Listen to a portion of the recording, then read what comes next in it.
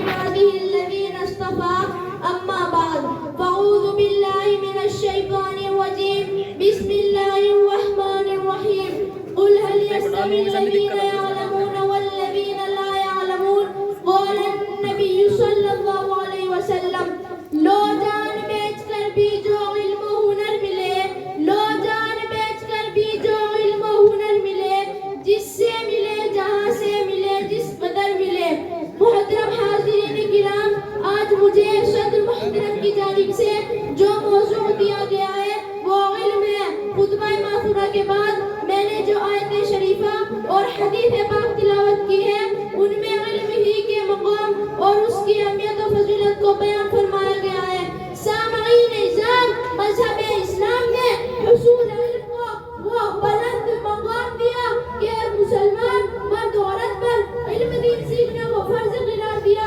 علماء محققین نے اس میں تفصیل فرمائی ہے کہ جس کام کا کرنا بندے پر فرض ہے اس کا علم سیکھنا فرض ہے, اور جس کام کا کرنا مستحب ہے اس کا علم سیکھنا مستحب ہے.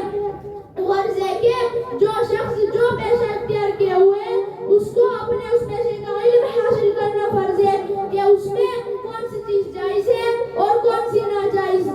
علم کی اہمیت کو ان الفاظ میں واضح فرمایا گیا ہے, اطلبوا العلم ولو کان بالسین, یعنی علم حاصل کرو چاہے اس کے لیے تمہیں ملک چھین جانا پڑے.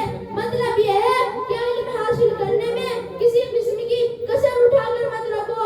جس قدر بھی جدوجہد اور سعی کوشش کرنی پڑے تو اس سے گریز مت کرو. علم حاصل کرنے میں اگر تمہیں ہر قسم کا آرام و سکون اور نیندیں قربان کرنی پڑے تو بہتر ہے قربان کر ڈالو.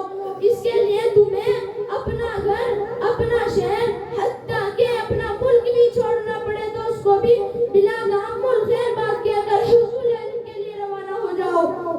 احادیث پاک میں علم دین کے لیے سفر کرنے والوں کی بڑی فضیلت وارد ہوئی ہے.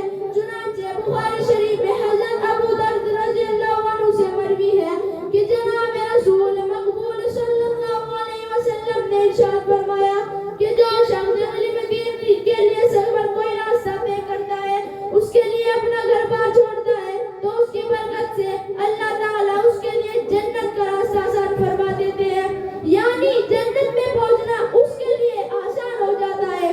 ایک روایت حضرت ابو درد رضی اللہ عنہ سے منقول ہے کہ جو شخص علم دین حاصل کرنے کی غرض سے سفر کرتا ہے تو فرشتوں جیسی پاکیزہ و معصوم مخلوق اس کے قدموں کے نیچے اپنے پر بچھا دیتی ہے.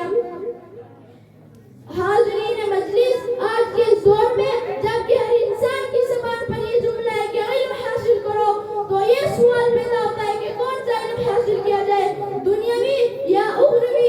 حقیقت یہ ہے کہ علم چاہے کوئی سا بھی ہو وہ روشنی, سلیقہ و شعور اور انسانیت و عزت دیتا ہے. بس فرق اتنا ہے کہ علم حاصل کرنے میں کہ اگر دنیا میں علم حاصل کیا جائے گا تو دنیا میں عزت و شعور ہی حاصل ہوگا, اور اگر اخروی علم حاصل کیا جائے گا تو دنیا میں عزت و شعور بھی حاصل ہوگا, اور اگر اخروی علم حاصل کیا جائے گا تو دنیا میں عزت و شعور بھی حاصل ہوگا, اور اخروی عزت اور وہاں کا اعلیٰ مقام اس کو عطا فرمایا جائے گا.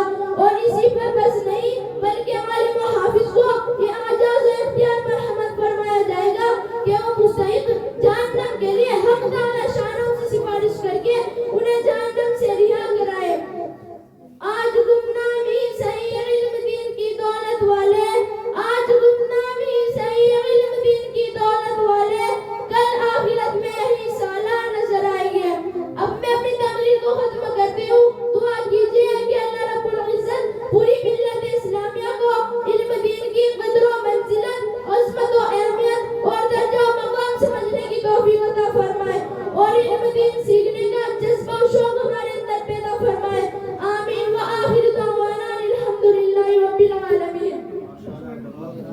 ماشاءاللہ, جزاک اللہ.